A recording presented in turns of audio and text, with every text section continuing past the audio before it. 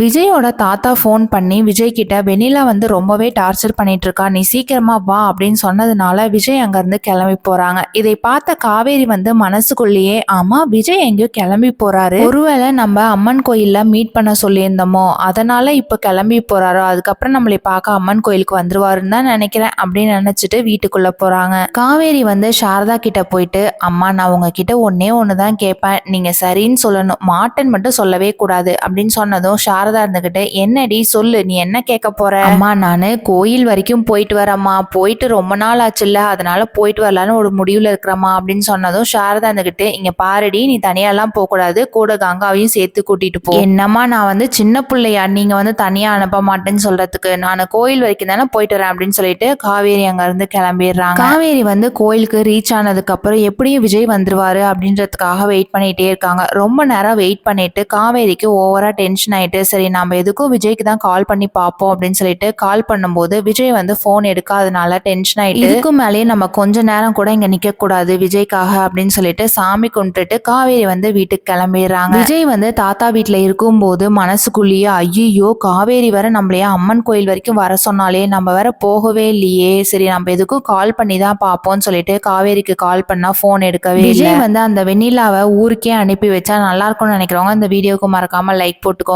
Thank you.